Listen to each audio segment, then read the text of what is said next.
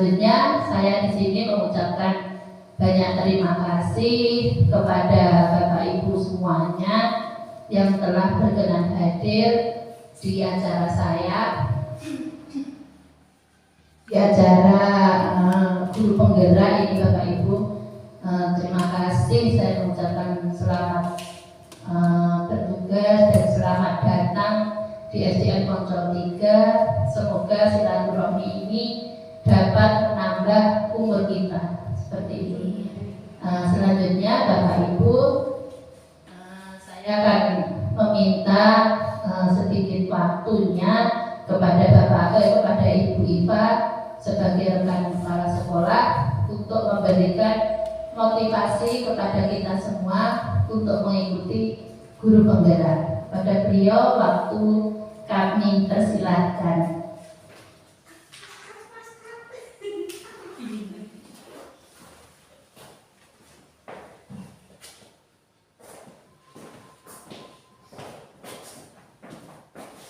Assalamualaikum warahmatullahi wabarakatuh.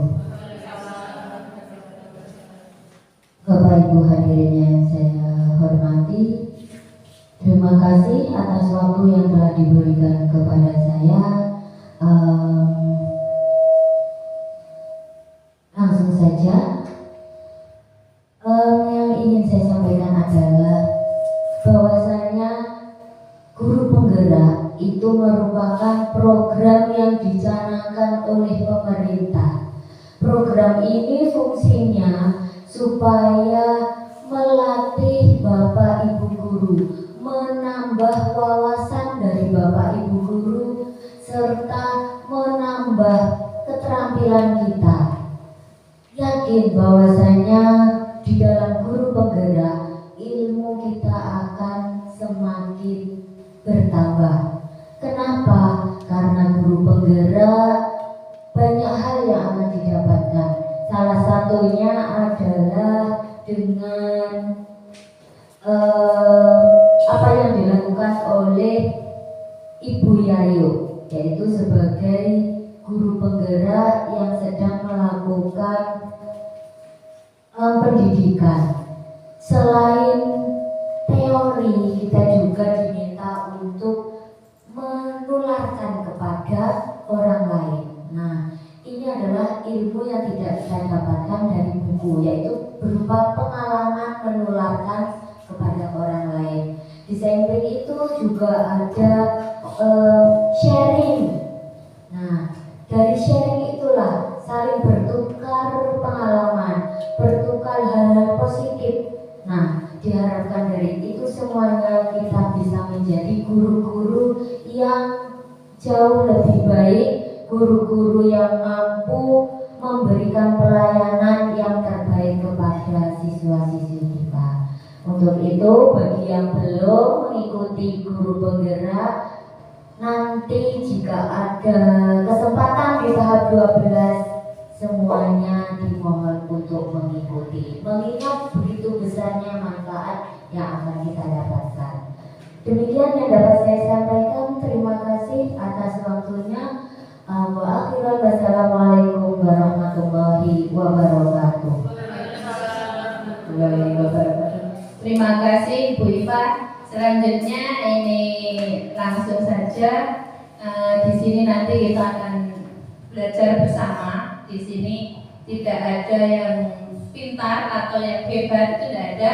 Kita di sini belajar bersama, berkolaborasi. Apa toh sebenarnya pendidikan guru penggerak itu seperti apa dan bagaimana dalam implementasi di dalam sekolah kita, seperti itu. Nanti kita akan belajar bersama, berkolaborasi, saling bertukar pengalaman di SD masing-masing. Barangkali nanti di SD Bapak Ibu Poncol 1 ada pengalaman yang bagaimana, dan dari Poncol 3 bisa ada solusi, mari kita katakan bersama, seperti itu. Selanjutnya ini nanti aksi nyata ini di modul 1.4 Bapak Ibu, itu ada aksi nyata dari budaya positif. Nanti ada 2 teori yang akan kita bahas di sini, yaitu yang pertama kesepakatan kelas, yang kedua pengimbasannya terhadap SD Ponsel 3 Kabupaten Magetan. Selanjutnya latar belakangnya berkembangnya teknologi dan masuknya budaya luar yang sangat gampang diakses anak pada zaman sekarang, membuat anak secara mudah meniru tingkah dan perilaku yang tidak bisa difilter, sehingga membuat moral dan akhlak anak mulai menurun. Cara mengatasinya dengan menanamkan kembali nilai-nilai agama dan Pancasila pada diri anak agar membentuk karakter Pancasila. Seperti ini Bapak Ibu. Memang akhir-akhir ini itu adanya anak-anak yang menurun dalam prestasi belajarnya, itu karena sekarang itu banyak anak-anak yang bermain game, yang bermain HP. Nah, itulah yang akan melatar belakangi saya untuk mengambil masalah ini. Selanjutnya, rencana aksi nyata saya adalah yang pertama itu meminta izin, yang kedua itu mempersiapkan RPP, selanjutnya mensosialisasikan disiplin positif, selanjutnya merancang pembelajaran yang berpihak pada murid, dan yang terakhir adalah membekali dan membuat keyakinan kelas agar sikap sosial mereka tumbuh. Tujuan dari presentasi nanti adalah yang pertama, membekali murid dengan keterampilan sosial dan agama yang mendukung pertumbuhan karakter yang baik. Selanjutnya,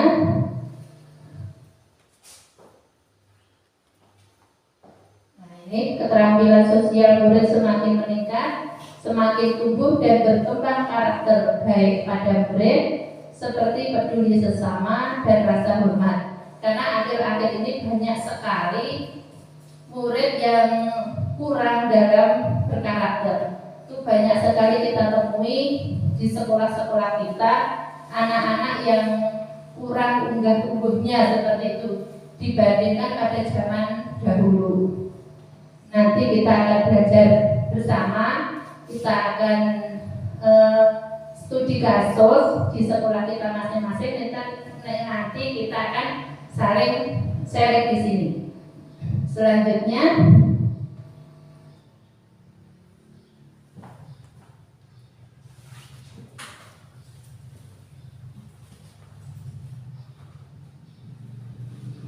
Bapak Ibu, ini selanjutnya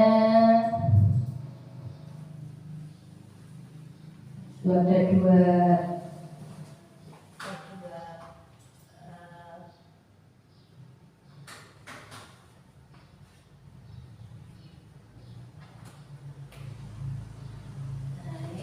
konsep inti dari budaya positif.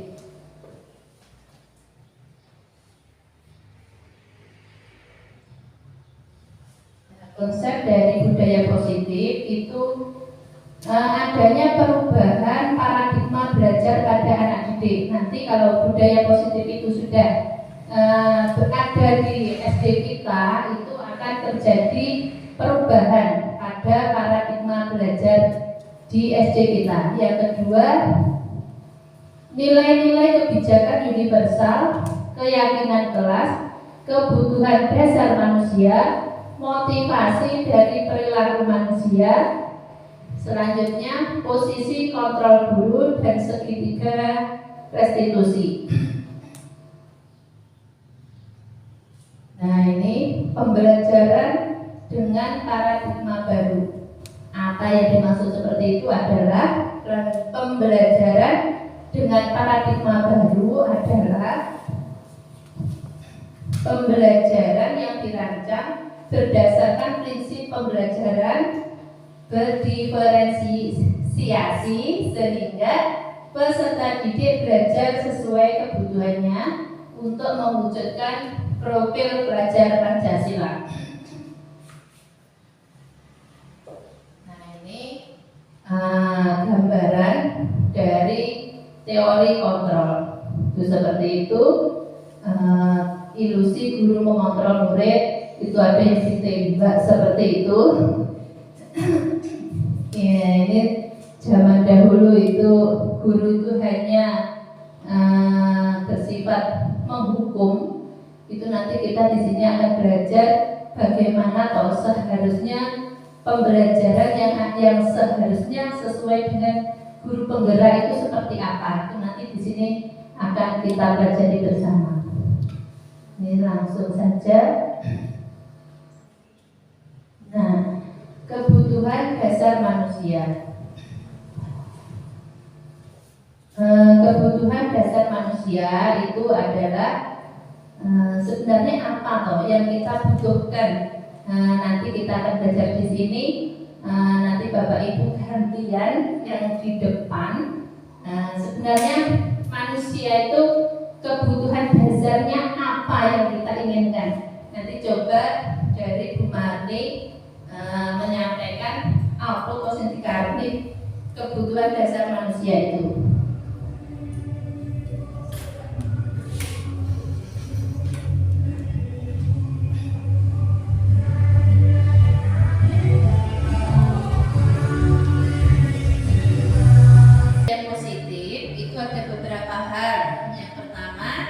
Perubahan paradigma belajar, disiplin positif, nilai-nilai kebijakan universal, keyakinan kelas, kebutuhan dasar manusia, motivasi perilaku manusia, posisi kontrol guru, dan segitiga restitusi. Selanjutnya nanti kita akan lanjutkan dengan apa itu pembelajaran dengan paradigma baru. Nah, sekarang pembelajaran dengan paradigma baru itu maksudnya adalah pembelajaran yang dirancang berdasarkan prinsip pembelajaran berdiferensiasi sehingga peserta didik belajar sesuai kebutuhannya untuk mewujudkan profil pelajar Pancasila.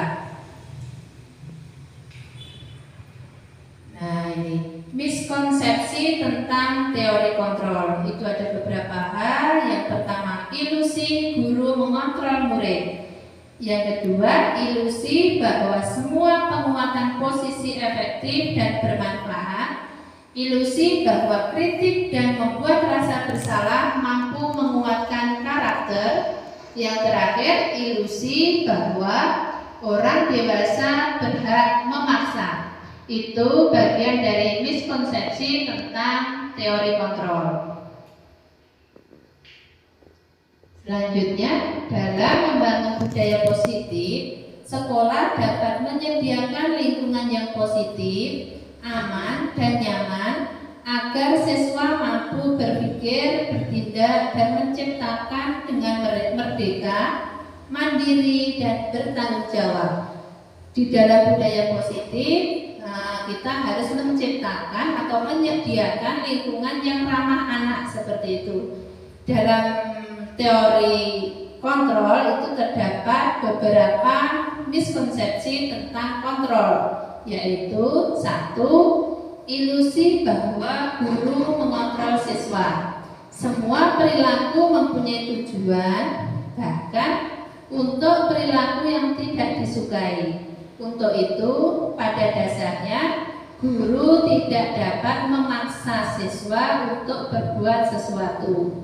Jika siswa tersebut memilih untuk tidak melakukannya, walaupun guru tampaknya sedang mengontrol perilaku siswa, tetapi sebenarnya siswa sedang mengizinkan dirinya untuk dikontrol. Hal ini karena kontrol guru menjadi kebutuhan dasar yang dipilih oleh siswa. Selanjutnya, ilusi bahwa semua penguatan positif, efektif, dan bermanfaat. Posisi penguatan positif merupakan bentuk-bentuk kontrol untuk mempengaruhi siswa agar mengulangi suatu perilaku tertentu atau usaha untuk mengontrol siswa tersebut. Dalam jangka waktu tertentu, kemungkinan siswa tersebut akan menyadarinya dan mencoba untuk menolak bujukan guru, atau mungkin akan menjadi tergantung pada pendapat guru untuk berusaha. Ini ilusi yang kedua. Yang ketiga, ilusi bahwa Kritik dan membuat orang merasa bersalah dapat menguatkan karakter. Menggunakan kritik dan rasa bersalah untuk mengontrol siswa membuat siswa menuju identitas yang gagal karena secara tidak langsung mengajarkan mereka belajar untuk merasa buruk tentang dirinya sendiri. Ini ilusi bahwa kritik dan membuat orang itu merasa bersalah. Anak-anak itu merasa buruk tentang dirinya sendiri. Selanjutnya, ilusi bahwa orang dewasa itu memiliki hak untuk memaksa. Artinya, perilaku yang memaksa tidak akan efektif untuk jangka waktu yang panjang dan bahkan dapat membentuk suatu permusuhan. Nah, ini ilusi bahwa orang dewasa itu memiliki hak untuk memaksa anak-anak. Selanjutnya,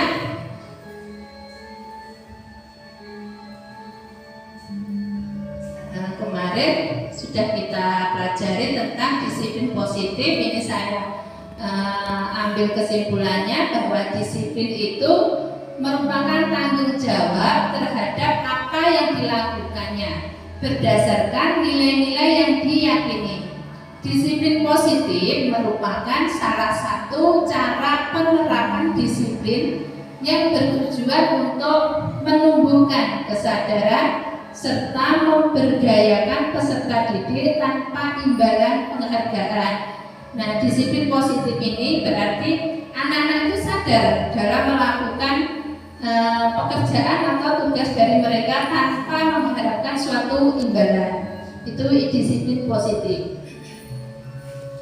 Sebagai pendidik, tujuan kita adalah menciptakan peserta didik yang memiliki disiplin diri sehingga mereka berperilaku mengacu kepada nilai-nilai kebajikan universal dan memiliki motivasi intrinsik dalam perubahan perilaku ke arah yang lebih baik. Nilai-nilai kebajikan, nilai yang disepakati bersama lepas dari suku bangsa, agama, bahasa maupun latar belakangnya.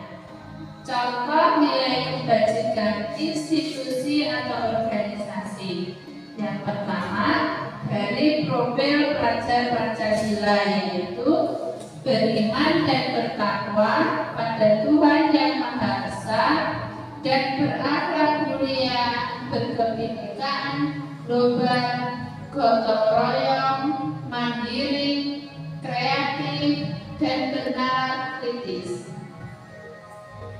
Menurut program IBO Primary Years Program atau PYP, yaitu toleransi, rasa hormat, integritas, mandiri, menghargai, antusias, empati, keingintahuan, kreativitas, kerjasama, percaya diri, dan komitmen. Keterampilan hidup atau life skill dapat dipercaya, lurus hati, pendengar yang aktif, tidak merendahkan orang lain, dan memberikan yang terbaik dari diri. Kebutuhan dasar manusia adalah segala sesuatu yang kita lakukan untuk mendapatkan apa yang kita inginkan. Seluruh tindakan yang kita lakukan tentunya memiliki tujuan tertentu, dan semua usaha baik yang kita lakukan untuk memenuhi kebutuhan dasar kita terpenuhi dengan baik.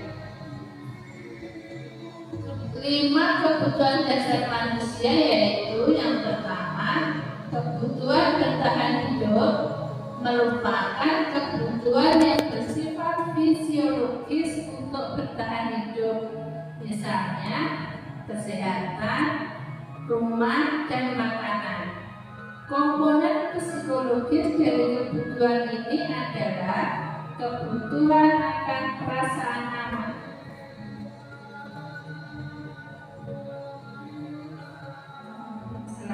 Selanjutnya, kebutuhan cinta dan kasih sayang. Kebutuhan untuk diterima.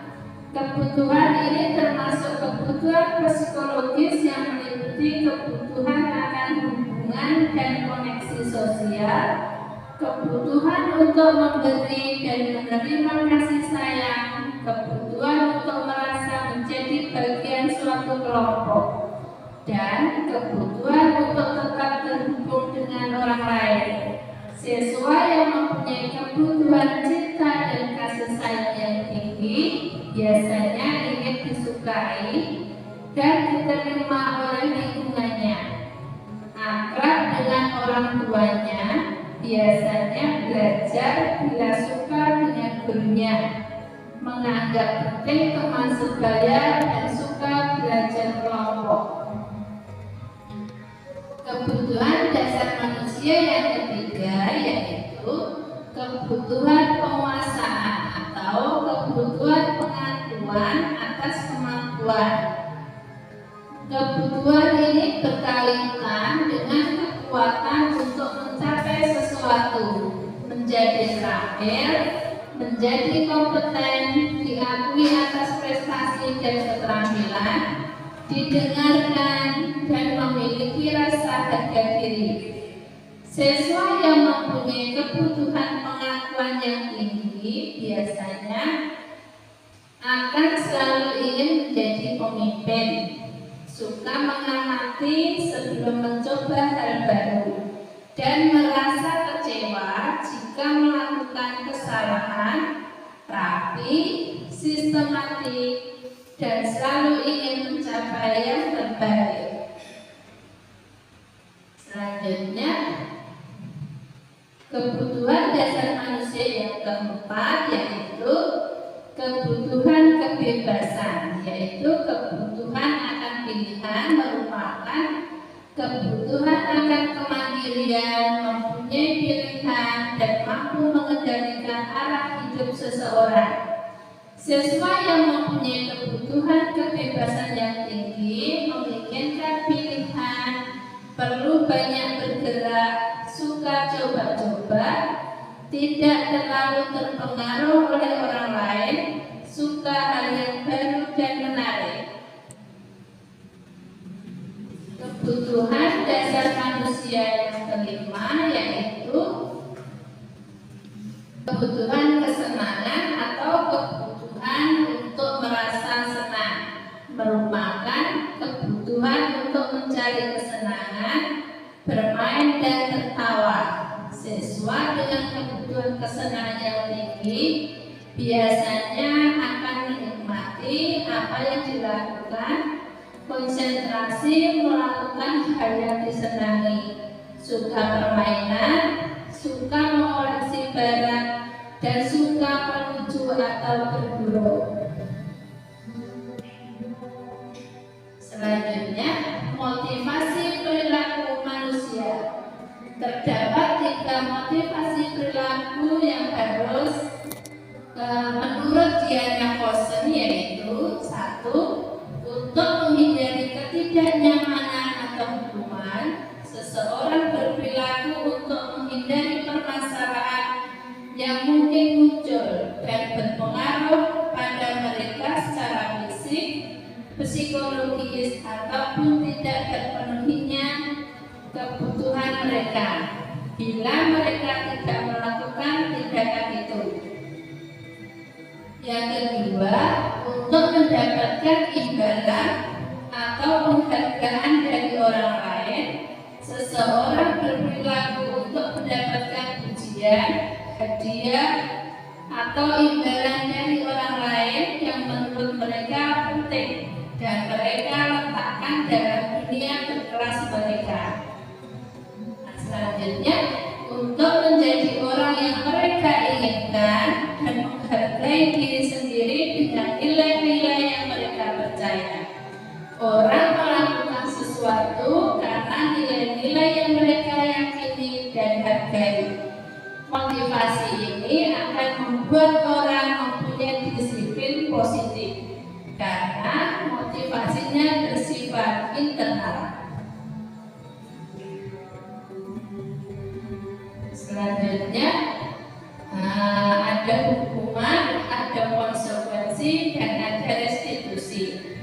hukuman itu tidak terencana atau tiba-tiba. Murid tidak tahu apa yang akan terjadi atau tidak dilibatkan. Bersifat satu arah, berupa hukuman fisik atau psikis. Kalau konsekuensi itu terencana atau disepakati sesuai peraturan, murid tetap dibuat tidak nyaman. Sikap guru selaku memonitor murid. Sedangkan restitusi itu jadinya proses menciptakan kondisi bagi murid untuk memperbaiki kesalahan, proses kolaboratif yang mengajarkan murid untuk mencapai solusi sendiri.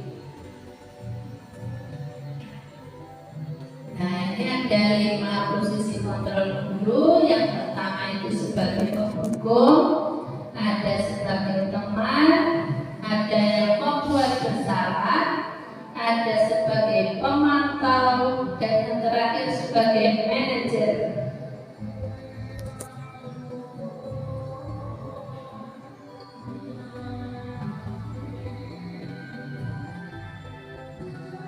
Nah, satu sebagai penghukum, maksudnya seorang penghukum dapat menggunakan fisik dan verbal. Guru yang menjalankan posisi penghukum akan berkata, patuhi usaha yang kita lakukan untuk memenuhi kebutuhan dasar kita terpenuhi dengan baik. Kira-kira itu kebutuhan manusia. Nah, itu pengertiannya ya Bu Marni ya. Berarti kebutuhan dasar manusia itu pengertiannya adalah sesuatu yang kita inginkan. Aku pengen makan, oh itu kebutuhan dasar pokok kita, seperti itu. Nah, ini selanjutnya kebutuhan manusia itu ada beberapa macam. Itu yang pertama, monggo ganti Bu Hartati ini. Monggo. Terima kasih. Kebutuhan dasar manusia itu ada 5 yang pokok. Yang pertama kebutuhan bertahan hidup, yaitu merupakan kebutuhan yang bersifat fisiologis untuk bertahan hidup, misalnya kesehatan, rumah, dan makanan. Komponen psikologis dari kebutuhan ini adalah kebutuhan akan perasaan aman, sehingga dalam kehidupan terasa tenang dan nyaman. Begitu Bu yang bisa disampaikan. Jadi Bu, betul yang disampaikan Bu Hartati, memang kebutuhan bertahan hidup itu misalnya kesehatan itu memang sangat kita butuhkan, selain yang dari yang lain. Contohnya kebutuhan sehat itu memang mahal Bapak Ibu, makanya itu yang termasuk kebutuhan yang fisiologis seperti itu. Yang kedua, selanjutnya Bu Sundari. Yang kedua, apa Bu Sundari?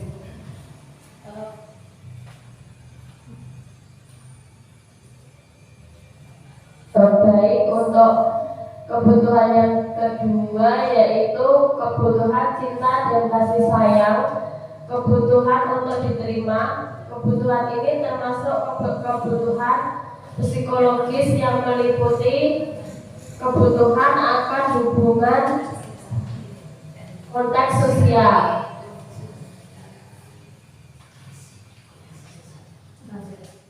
Kebutuhan untuk memberi dan menerima kasih sayang. Kebutuhan untuk merasa menjadi bagian suatu kelompok dan kebutuhan untuk tetap terhubung dengan orang lain. Siswa yang mempunyai kebutuhan cinta dan kasih sayang yang tinggi biasanya ingin disukai dan diterima oleh lingkungannya, akrab dengan orang tuanya, misalnya biasanya belajar bila suka dengan gurunya, menganggap penting teman sebaya dan suka belajar berkelompok. Terima kasih Bu dari kepersinan ya. Ya betul, kita memang membutuhkan cinta dan kasih sayang. Tanpa itu kita tidak bisa hidup. Matanya ngoten ada cinta, ngoten kayak Mbak Mulan. Katanya kalau nggak ada cinta, nggak ada rasa sayang itu dunia hampa. Katanya Pak Nur seperti itu. Selanjutnya kebutuhan penguasaan. Monggo Bu Daniel.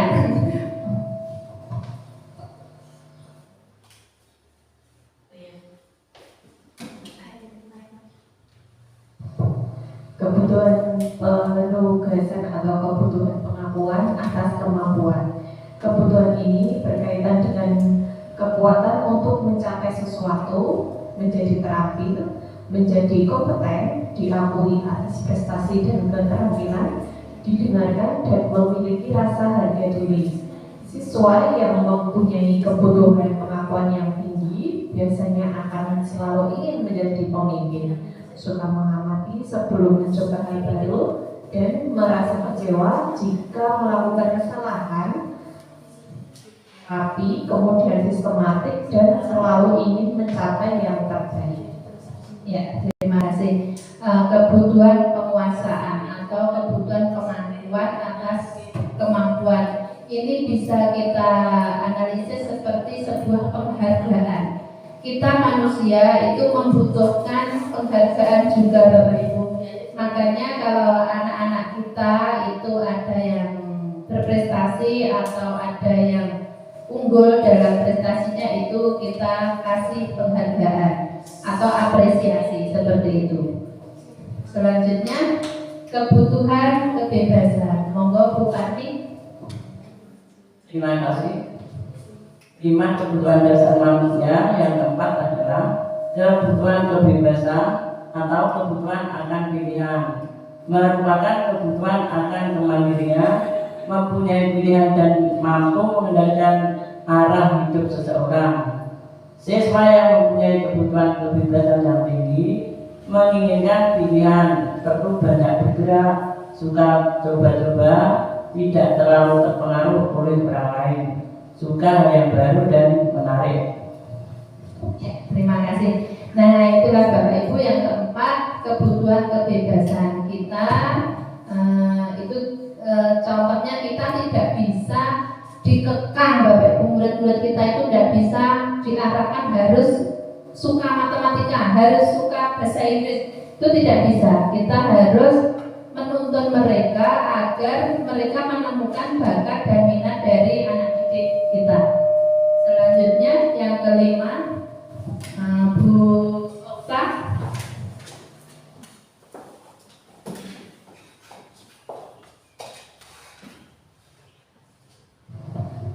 Oke, kebutuhan dasar manusia yang kelima yaitu kebutuhan kesenangan, kebutuhan untuk merasa senang. Di sini merupakan kebutuhan untuk mencari kesenangan, bermain dan tertawa. Siswa dengan kebutuhan kesenangan yang tinggi biasanya akan menikmati apa yang dilakukan, konsentrasi melakukan hal yang disenangi, suka permainan, suka mengoleksi barang, dan suka melucu atau bergurau.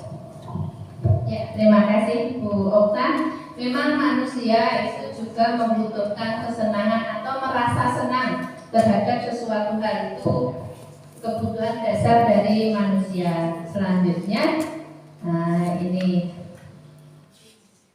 terdapat 3 motivasi perilaku manusia. Menurut Bisna Kosen itu ada 3 motivasinya.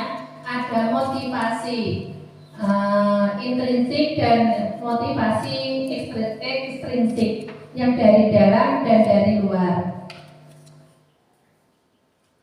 Ini ada 5 posisi kontrol guru. Itu ada sebagai penghukum, ada sebagai membuat bersalah, ada sebagai teman, ada sebagai pemantau, dan sebagai manajer. Maksudnya bagaimana? Nanti kita akan telaah satu persatu. Nah, ini penghukum. Seorang penghukum dapat menggunakan hukuman fisik dan verbal. Guru yang menjalankan posisi penghukum akan berkata, patuhi aturan saya, atau awas nanti kamu selalu saja salah. Ini sebagai guru yang sebagai penghukum. Ya, itu posisi kontrol yang pertama, itu sebagai penghukum. Kalau Bapak Ibu itu masih sering berkata seperti ini, awas wes ambaleni nek. Nah, seperti itu sering ya kita. Saya sendiri juga sering seperti itu. Nah, anak bandel itu sering awas wes ambaleni nek. Nah, seperti itu kita sebagai posisi kontrol yang pertama, kita sebagai penghukum. Yang kedua, membuat orang merasa bersalah. Ya, itu biasanya gurunya bersuara lebih lembut, tetapi menjadi tidak nyaman. Contohnya seperti ini. Bapak sangat kecewa dengan kamu, walaupun lembut, tapi ada rasa anak itu tidak nyaman. Yuh, jaduk nongke seperti itu. Berapa kali ibu harus memberitahu kamu ya anak? Kalau kata-kata seperti ini itu sering membuat anak-anak tidak nyaman. Nah, sebagai itu posisi kontrol yang kedua, berarti Bapak Ibu sebagai orang yang membuat orang merasa bersalah. Itu posisi kontrol yang kedua. Selanjutnya, itu sebagai teman. Dalam posisi ini, guru tidak akan menyakiti murid, tetapi akan selalu berusaha mengontrol siswa melalui persuasi. Contohnya, ayo bantulah demi ibu ya. Ayo ingat, tidak semua bantuan ibu selama ini disuruh mengingat-ingat apa yang sudah dilakukan Bapak Ibu guru. Itu kita sebagai posisi kontrol sebagai teman. Selanjutnya, sebagai monitor atau pemantau. Sebagai pemantau berdasarkan peraturan dan konsekuensi dengan memisahkan hubungan pribadi. Biasanya Bapak Ibu itu berkatanya seperti ini. Apa yang telah kamu lakukan? Peraturannya apa? Biasanya seperti itu. Itu kita sebagai posisi kontrol yang keempat, sebagai pemantau. Selanjutnya, nah ini sebagai manajer. Manajer di sini bukan sebagai kepala sekolah, bukan, tapi di sini adalah posisi Bapak Ibu guru sebagai guru untuk menghadapi murid-murid panjenengan sedaya yang di dalam kelas. Sebagai manajer itu diharapkan anak-anak itu sadar dengan kesalahannya sendiri. Kesalahannya apa toh? Itu anak-anak menemukan dari kesalahan yang mereka perbuat seperti itu. Contohnya ada kata-katanya, jika kamu meyakini, apakah kamu bersedia memperbaiki-nya? Seperti itu. Itu kata-kata seorang posisi kontrol yang sebagai manajer. Nah, ini ada kasus, nanti kita sharing antara ponsel 1 dengan ponsel 3. Nanti kita cari solusinya, bagaimana cara menyelesaikannya. Pasti ada di sekolah Bapak Ibu kasus-kasus atau permasalahan dari anak didik kita seperti itu. Contoh, ini saya kasih contoh 1, nanti kita sharing sebagai ada itu anak yang tidak memakai kelengkapan saat upacara bendera. Kalau sebagai penghukum itu hormat bendera selama 1 jam. Nah, itu sering ya kita sebagai Bapak Ibu kan ada rasa gegeten atau gemes. Ingat si bocah kok gak nganggo topi, gak pakai dasi. Itu kalau sebagai penghukum kata-katanya seperti itu. Nanti mohon dari ponsel 1 dulu, baru ke ponsel 3. Monggo Bu Deniar ke depan dulu, yang muda-muda saya ini.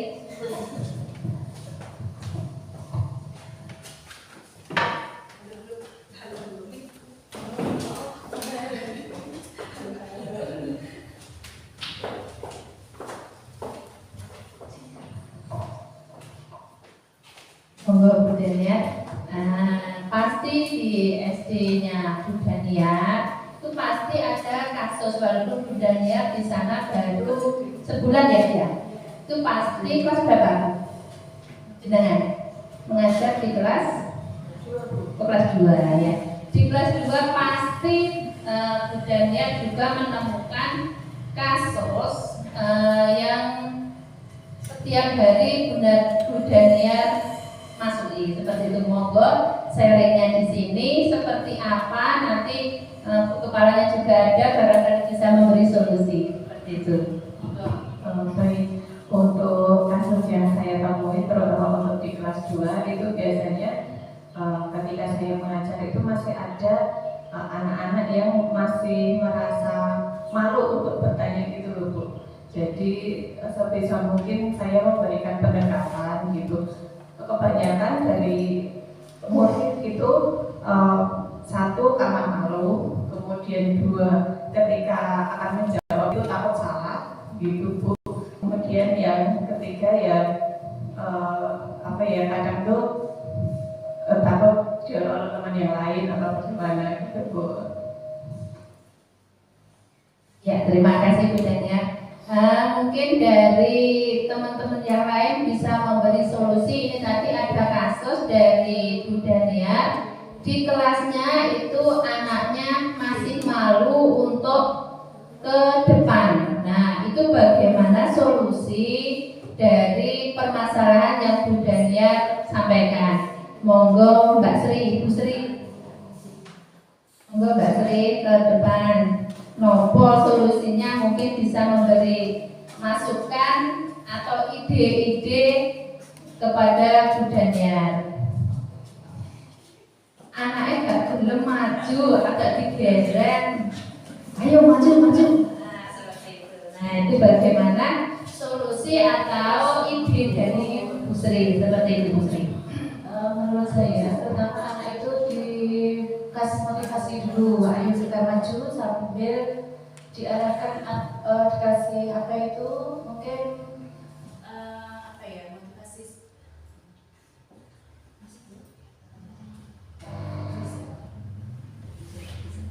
ya, dikasih motivasi misalnya ayo siapa yang berani maju nanti dapat apa misalnya nilai yang bagus atau acuan jempol atau gimana seperti itu. Ya, berarti kita memberikan motivasi seperti itu ya. Itu bisa masuk mungkin dari pojok 3. Ayo Bu Okta atau Bu Wulan dulu.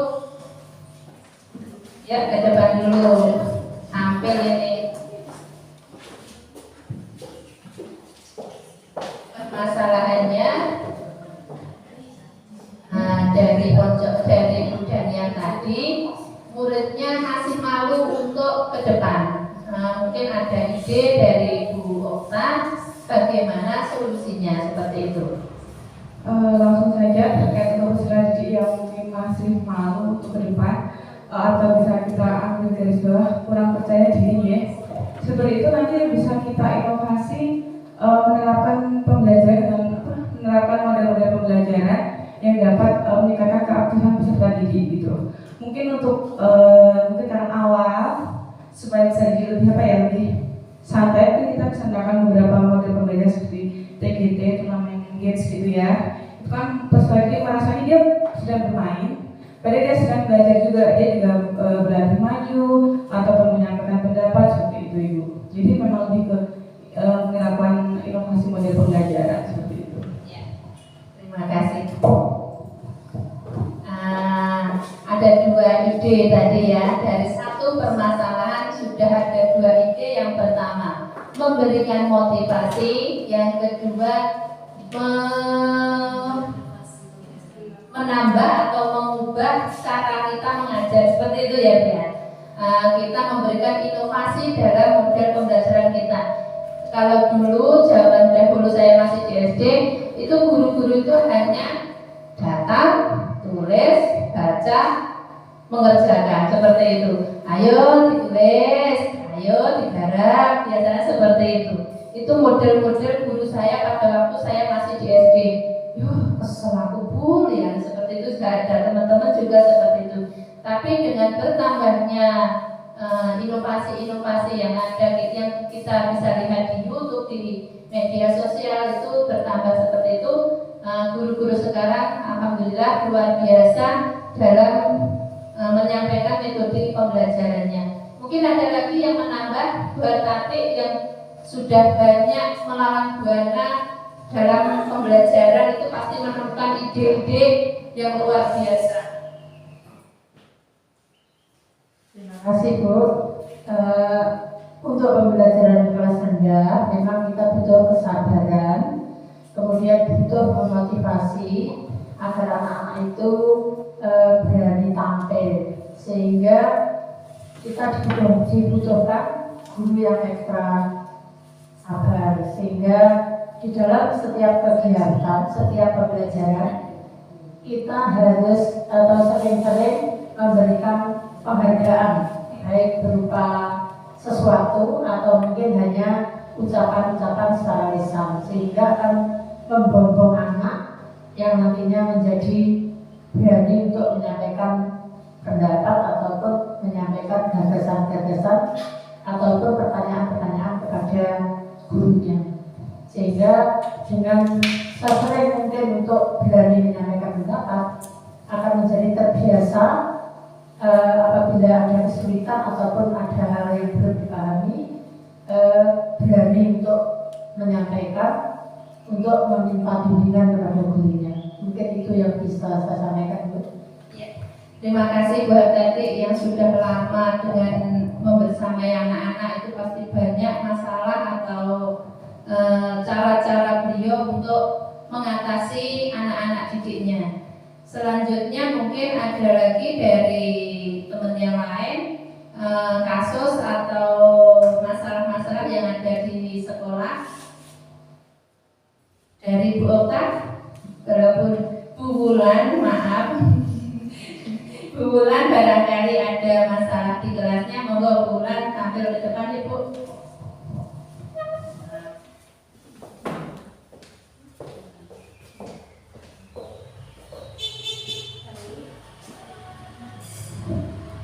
Baik, terima kasih Bu Guru atas waktunya.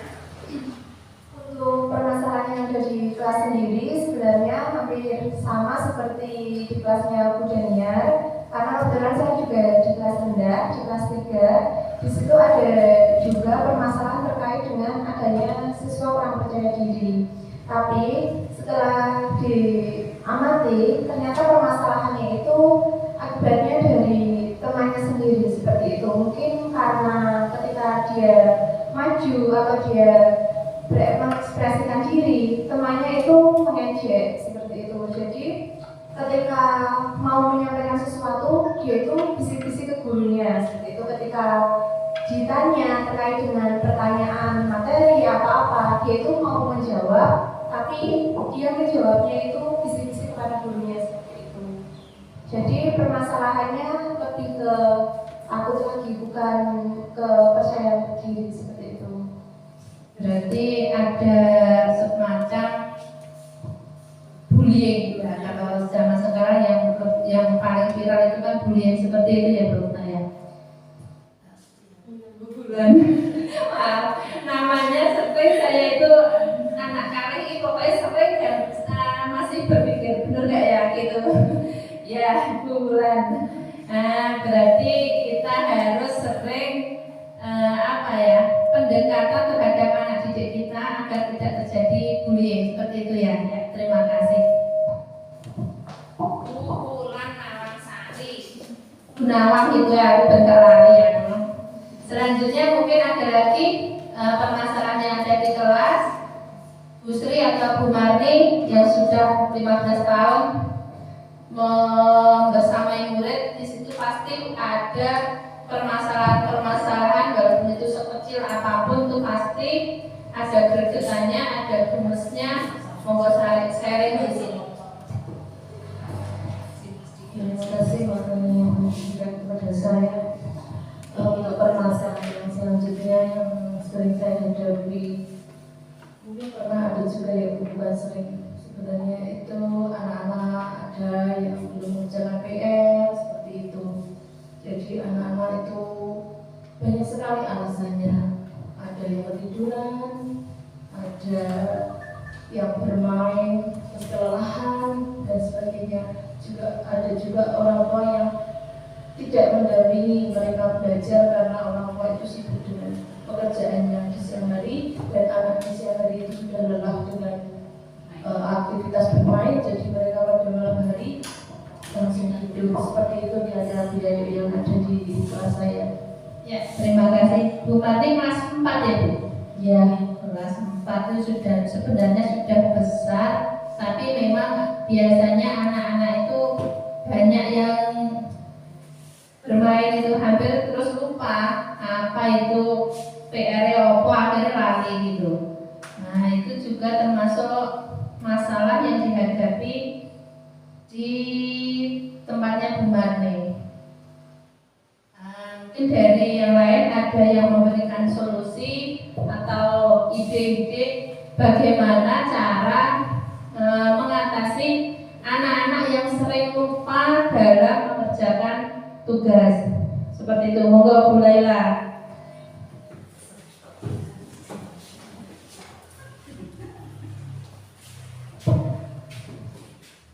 Langsung saja nih, kalau menurut saya ini sangat perlu komunikasi dengan wali murid. Karena mau bagaimanapun selepas anak itu keluar dari sekolah, itu kan sudah menjadi tanggung jawab orang tuanya. Jadi kalau kita kan sudah punya tentunya grup kelas masing-masing. Jadi lebih ke komunikasi dengan orang tuanya, dan apabila ada tugas, tidak ada salahnya kita WA kembali, walaupun anak-anak ditekankan saat di sekolah nanti dikerjakan yang ini di rumah mungkin bisa dikonfirmasi lagi, atau mungkin kalau kita mempunyai kedekatan dengan wali murid, mungkin kita bisa mengecek Bapak Ibu apakah hari ini anak sudah mengerjakan tugasnya, mungkin bisa difoto, kirim fotonya seperti itu. Kalau memang ada penekanan dan nanti paginya ada yang tidak mengerjakan seperti itu, mungkin kita bisa perlihatkan. Ini contoh teman-temanmu yang tadi malam sudah laporan sama Bu Guru, kamu kemana? Kok fotomu nggak ada? Kamu nggak kerjain ya? Seperti itu kamu dengan, tapi tidak secara langsung. Mungkin saat anak itu duduk di bangkunya kita diganti. Karena kalau kita langsung di depan itu biasanya malah mempermalukan. Karena anak kelas 4, 5, 6 itu pola pikirnya tidak seperti anak di kelas 1 ya. Mereka cenderung malu kalau diingatkan di depan temannya. Nah, seperti itu. Jadi saya kira lebih menjalin komunikasi yang intens dengan wali murid. Demikian, terima kasih.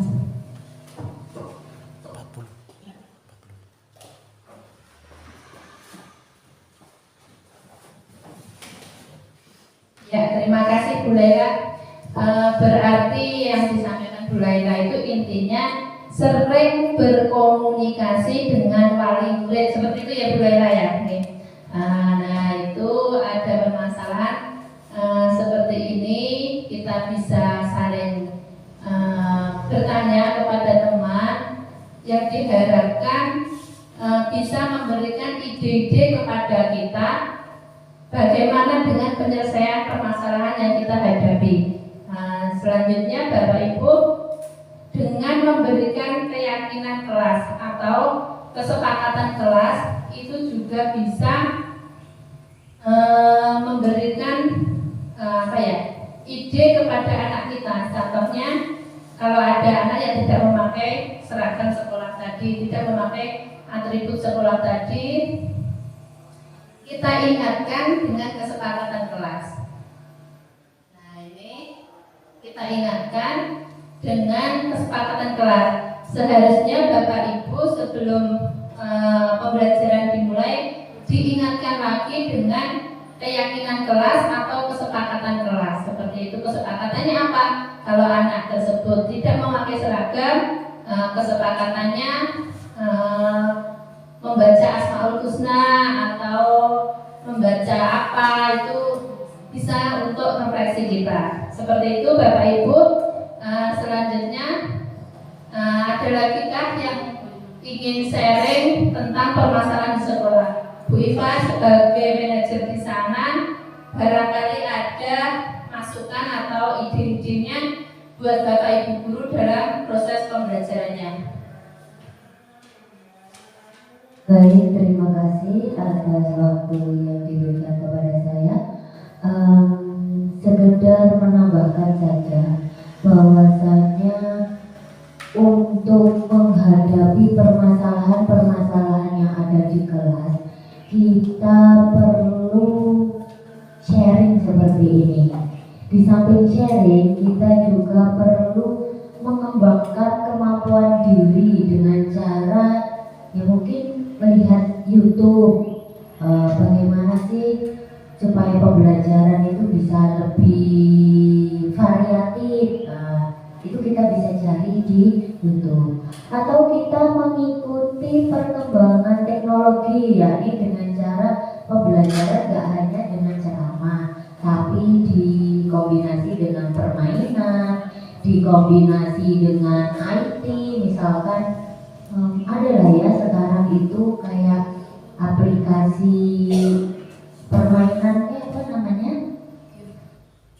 Ya, bisa game. Nah, itu kan akan memicu semangat anak. Oh, aku waktu ini nggak dapat juara, atau misalnya dapat urutan terakhir. Nanti kalau pas ada permainan lagi, dia akan berusaha. Nah, mungkin hal-hal seperti itu yang bisa saya sampaikan, dan semoga bisa menambah wawasan dari Bapak Ibu guru. Terima kasih. Ya, terima kasih Bu Iva. Nah, ini sebagai sharing dari Bu Iva, ini semoga Bapak Ibu nanti bisa mempraktekkan di sekolahnya masing-masing. Ini Bu Parmi yang sudah lama juga membersamai anak-anak. Mestinya di wonten masalah itu nih. Masalahnya Bu Parmi nopo Bu Parmi? Ya kebetulan saya mengajar kelas 3. Ada salah satu atau dua anak yang bandel gitu Bu. Berkali-kali saya ingatkan, saya dampingi, terus saya hubungi orang tuanya, itu ya agak berkurang. Dan lain kali itu dikurang lagi. Bandelnya dalam hal apa Bu? Ya disuruh membaca, anaknya ada nggak mau, suka bermain, diterangkan ngelewes saja. Berarti niku larene over protektif, carane over itu aktif lan ngoboten turun menang wis usrek mawon ya Bu ya. Ya padahal orang tuanya juga sudah saya hubungi baik ke rumah maupun ke lewat WA, tapi anaknya tetap masih bandel gitu. Luar biasa ya Bu. Buat pinter tahun Bu. Selama saya mengajar di SD Kontrol 1 itu ya baru kali ini menemui anak didik saya yang luar biasa. Ya luar biasa. Nah, itu memang menguji kesabaran Bapak Ibu sedaya. Memang anak-anak sekarang itu luar biasa. Memang dari pengaruh dari HP, pengaruh dari media sosial, dan perhatian dari orang tua yang sedikit berkurang Bapak Ibu. Karena saya lihat Bapak Ibu yang di rumah, itu pengalaman saya sendiri, itu lebih tenang anaknya bermain HP daripada musuhnya WDW seperti itu. Makanya anak SD paling HP, ibu bisa nyambut gaya Rio seperti itulah. Nah, itu sebenarnya hal-hal yang seperti itu hal yang salah Bapak Ibu. Karena anak-anak akan terbiasa dengan HP-nya dan tidak peduli lagi dengan orang lain seperti itu. Ada lagi Bapak Ibu yang mau sharing atau mempunyai masalah atau yang ingin kita pecahkan di sini, monggo. Oke, berarti ini juga presentasinya juga sudah selesai. Ini hanya refleksi saja. Setidaknya Bapak Ibu ada ide atau masukan kalau ada anak-anak yang seperti ini seharusnya seperti ini. Sepertinya dari saya cukup sekian. Ada kurang lebihnya saya mohon maaf. Akhirnya wabillahi taufiq wal hidayah. Wassalamualaikum warahmatullahi wabarakatuh. Mohon kasih video dari Pak Nur.